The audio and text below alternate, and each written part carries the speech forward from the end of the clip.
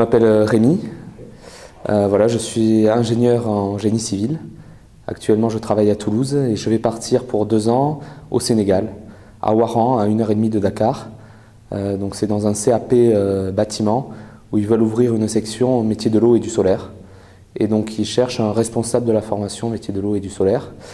Donc le poste consiste à former les professeurs, les accompagner et trouver aussi des partenaires locaux qui puissent embaucher les élèves, leur fournir des stages et fournir aussi éventuellement un parrainage de la formation.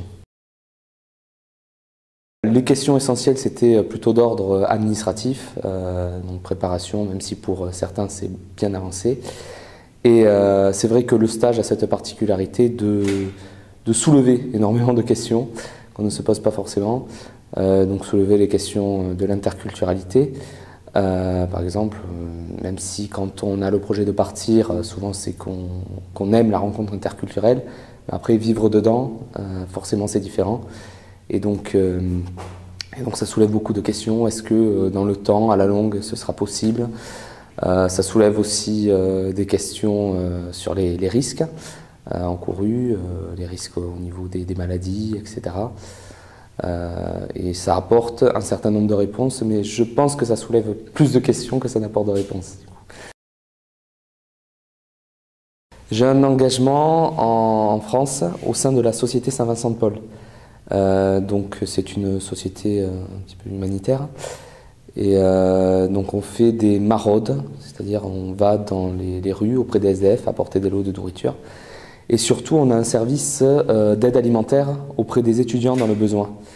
Et c'est ce service dont je suis passé responsable il y a 2 ans, donc qui m'a permis en fait de rencontrer des étudiants venant vraiment de plein de pays du monde.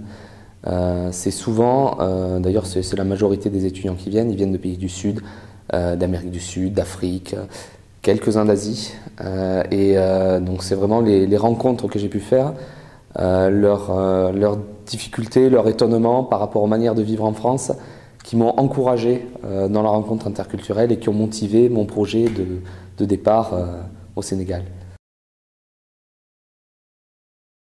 C'est l'intégration dans l'équipe locale.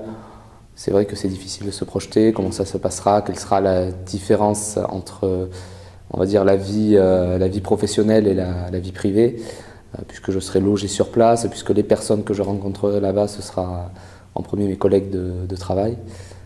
Donc c'est sûr qu'il y aura une différence par rapport à mon métier en France. Voilà.